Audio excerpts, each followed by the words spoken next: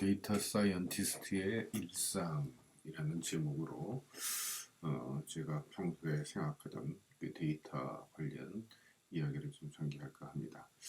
이야기의 시작은 이제 금년도 신입생들과 제가 이제 비교해 보니 40년이 차이가 납니다. 제가 이제 대학에 입학했을 때 그때만 해도 어떠한 분야를 갈 것인가, 물론 똑같이 공부하고 고민하던 때고, 그리고 그 당시에 이 저희가 다니던 학교에서 이제 1학년은 이제 계열별로 입학을 했었고, 2학년에 올라가면은 성적이 이제 거의 이제 1학년 때 성적이 굉장히 중요한 역할을 합니다. 그 학과 선택을 할 수가 있는데 가장 인기가 있었던 게 이제 물리학과였습니다. 저쪽 공대 쪽으로 가고 이공계였으니까 공대 쪽으로 가고 싶은 사람들 중에 또 이제 전자공학과가 굉장히 높았었고, 저희 쪽에서는 그 다음으로 이제 계산통계학과라는 게 있었는데, 이 계산통계학과가 바로 컴퓨터와 통계학을 같이 한다는 그런 분야였습니다. 제가 이제 그 수학 쪽을 좀 하고 싶었었는데, 이 좀 배고픈 진로다 하는 그런 그 얘기들을 좀 많이 들어서 굶기는 싫었는지 그래서 조금 옆으로 간 게 이제 계산통계학과였습니다. 그래서 저희가 2학년에 이제 진학을 했는데, 막상 진학을 해서 그래도 계산학이라는 걸 할래는, 컴퓨터를 공부하려는 컴퓨터가 어디 있는가 가보니까 여기 이렇게 조그맣게 보이시죠? IBM, 여기 끝에 보면 360이라는 글자가 있을 겁니다. 이 IBM 360이라는 기계가 당시 대학 본부에 이제 전산실이라는 데 이제 설치가 되어 있었습니다. 이게 전산실입니다. 전산실. 이만한 방이 이 컴퓨터 하나를 돌리기 위해서, 관리하기 위해서 이제 공간이 제공이 됐었고, 당시 우리 그 대학의 그 어려운 형편에 이것도 이제 여기 한국에 있던 모 기관이 쓰던 걸 갖다가 저희가 이제 불하받았다고 그러죠. 그 못쓸 물건을 이제 폐기 처분하려는 걸 갖다가 이제 받아서 저희가 참 잘 썼습니다. 잘 썼고, 근데 이 컴퓨터에 여러분들은 요즘 이제 지금 제가 여기 뱅글뱅글 돌리는 마우스나 키보드를 통해서 입력을 하죠. 그 당시 이 컴퓨터를 돌리기 위해서 컴퓨터에 자료를 입력하는 방식은 이 소위 이거 여러분들 보신 적 있어요? 이게 코딩 시트라고 합니다. 근데 이건 보시다시피 코딩 폼 이렇게 이름이 붙어 있는 이 IBM의 역사를 한번 뒤져보시면 되죠. IBM이 뭐냐? 인터내셔널 비즈니스 머신즈입니다. 근데 이게 그 창립자는 이제 홀러리스라는 분이에요. 홀러리스라는 분이 이제 천공기를 개발하면서 이게 그리고 이제 그 미국의 센서스에 19세기죠. 19세기 말 미국의 인구주택 총조사에서 이게 쓰이면서 아주 선풍적인 인기를 크게 되죠. 여기 이게 이 한 줄 한 줄이 칸 하나에 글자 하나 들어가는 겁니다. 그러니까 하나 땡땡 여기다 어디다 이제 땡글땡글 표시해 가지고서 그 당시 저희 학교에서는 이걸 또 전문적으로 그 쳐주는 그런 아가씨들이 이제 좀 있었습니다. 몇 분이 있어서 그분들이 요 코딩 슈트를 가져가면 그걸 갖다가 이제 이렇게 생긴 그 카드 홀로리스 카드라는 데다 이렇게 다다다다다 이렇게 그 위치가 쳐지면은 이걸 갖다가 이 기계에서 아까 보셨던 그 기계에 한 리더가 있습니다. 그 카드 리더이 이 시스템들이 최근까지도 이제 많이 쓰였던 거죠. 이제 뭐냐면 지금도 여러분들 아마 그 뭐죠? 저 수능 시험이나 이런 거 볼 때 보면 그냥 마킹을 한 결과들이 이제 리더에 읽히는 걸 알 수가 있습니다. 그것에 이제 옛날 판이라고 보시면 됩니다. 이걸로 읽혀지던 그런 시절들이 있었습니다. 그리고 저희 그 기억에는 이제 그리고 2학년 한 중간 무렵에 이제 주로 이제 남이섬이었는데 거기로 이제 MT를 가면 거기서 저희가 당시 1학년 때 입학할 때 들어왔던 그 성적 그 입시 처리했던 그 카드를 캠프파이어 때 다 태웠던 그런 기억이 납니다.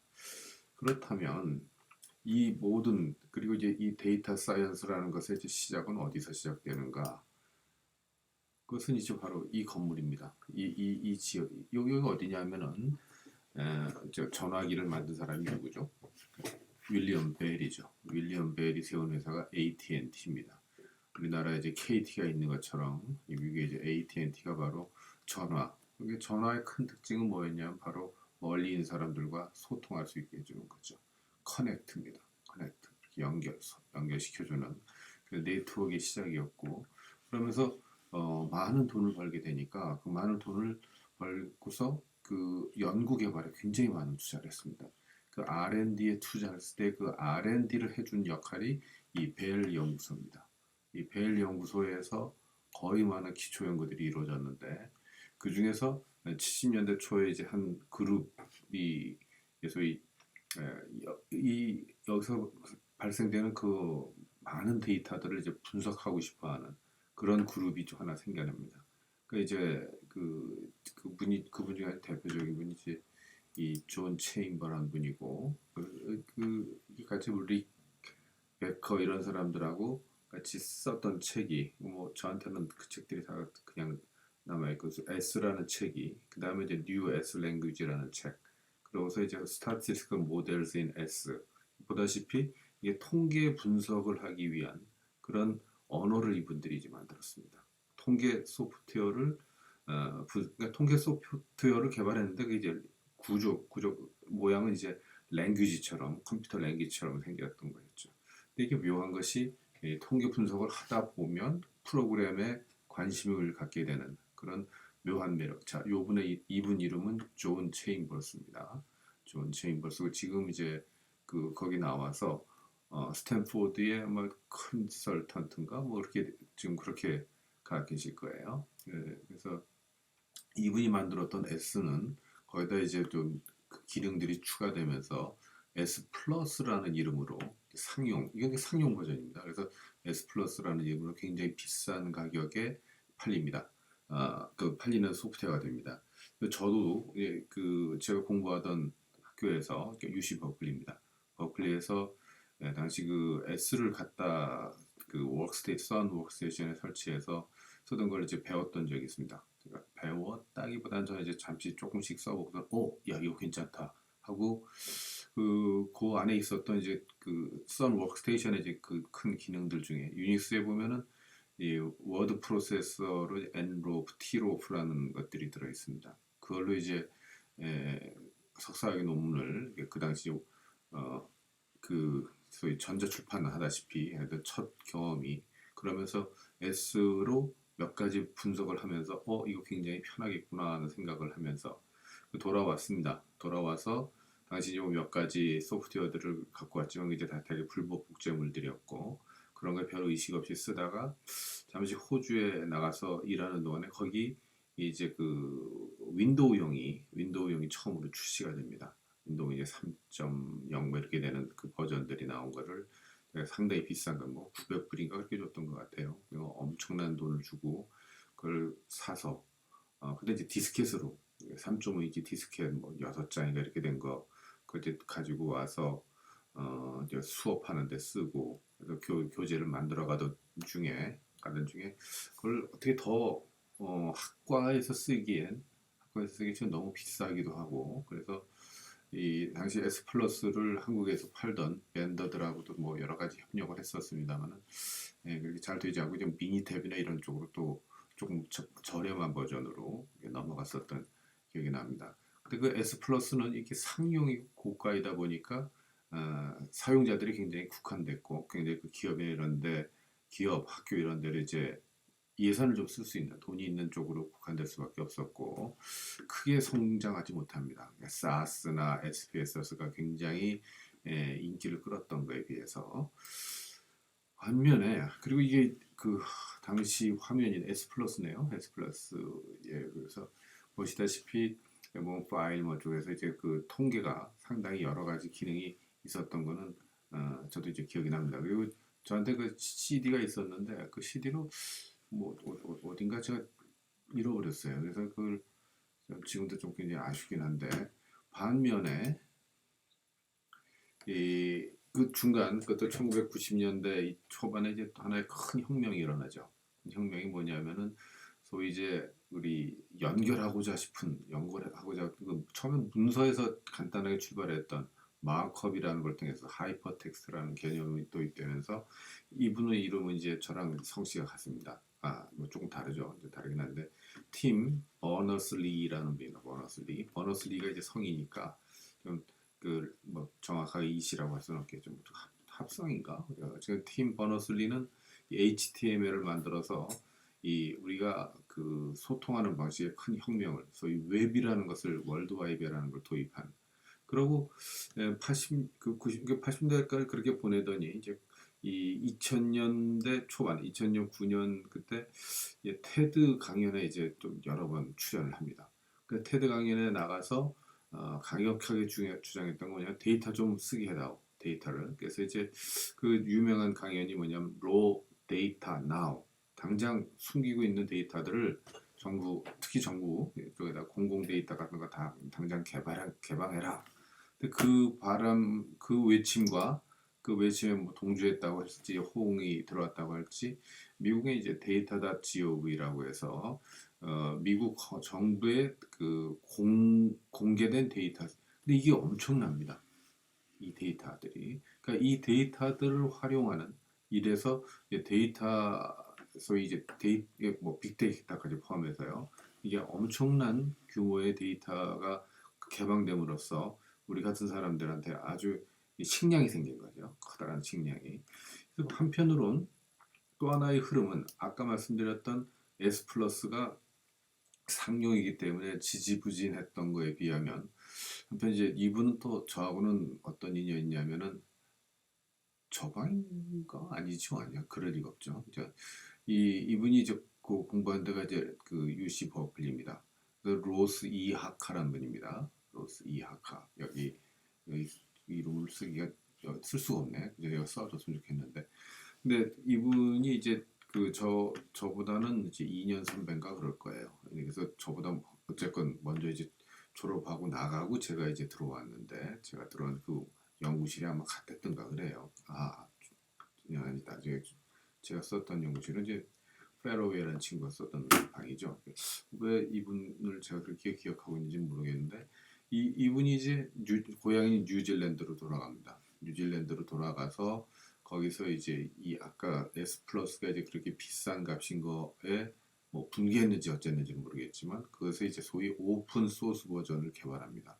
그 이름은 이제 그 같이 한 분은 이제 로버트 젠틀맨이라는 분입니다. 그러니까 신사인지 아닌지 뭐 알기 모르겠지만 이분이 이하카하고 그래서 로스 이하카, 로버트 젠틀맨 둘 다 R로 시작하는 이름들을 갖고 있다 보니까 이제 그 이름을 R이라고 붙입니다.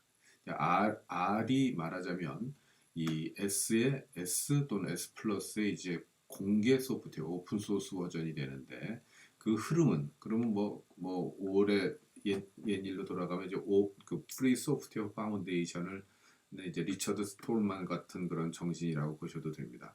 이 오픈 소스로 이제 개발하기 시작하니까 이 소위 이 R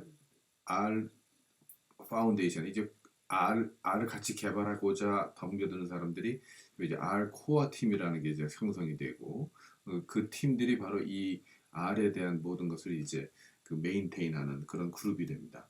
그 R은 이제 그게 언제 1.0.0 버전이 나왔냐면 묘하게 2000년도 2월 29일입니다. 굉장히 드문 날이죠. 생일 잔치하기가 굉장히 어렵습니다. 그래서 R 개발 코어 팀이라는 게 이제 아까 얘기했던 이하카, 젠틀만, 거기다 뭐 여러 명 있습니다. 여러 명이 이제 같이 하면서 지금도 이제 여러분들이 만약에 이 R 소프트웨어 파운데이션, R 파운데이션에 들어가 보시면은 이 코어 팀의 명단이 이제 쭉 나옵니다. 그리고 뭐 거기 이제 도네이션 한 사람들이라 이름도 쭉 나올 때까지 쭉 한참 찾아보시면은 제 이름도 나오는 걸 볼 수가 있을 겁니다.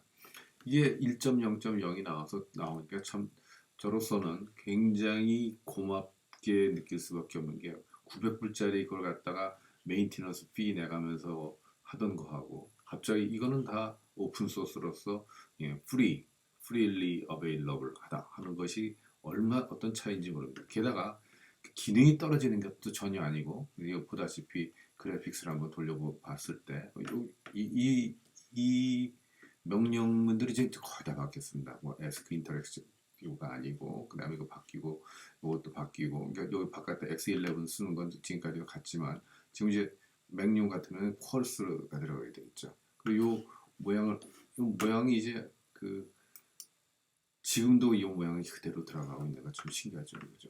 그래서 여기 보면 이 모양도 그렇고, 여기 여전히 CX.main 그대로 지금까지 그대로 쓰고 있죠. 그 대신에 요거 라벨이나 메인의 폰트를 갖다가 이렇게 사이즈 정해주고, 요거는 이제 좀 바뀌었습니다. 그래서 파이 차트라는 이름이 있었지만 지금 이제 파이라고 이름이 바뀌었고, 그래서 이 명령문을 수행한 결과가 이렇게 깔끔하게 나왔습니다. 깔끔하게 나왔기 때문에 이 뭐 정말 뭐 부러울 거 하나도 없는, 돈이 한 푼도 안 들어갔는데 그런 아주 행복한 시절이 이제 시작이 됩니다. 근데 이러한 흐름에, 그리고 이거는 지금 여기 이제 윈도우용으로 나왔었던 걸 거예요. 이게 윈도우용으로. 근데 여기서는 파악하기는 어렵겠네요. 윈도우용인지 뭐였는지는.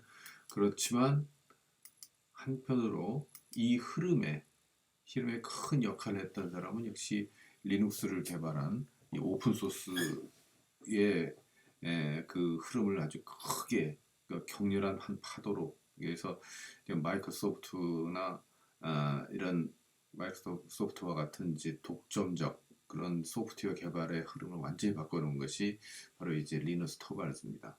리누스 토발스는 그가 저인 책 리눅스 for Fun이란 책에 또 그래서 이런 얘기를 남기죠.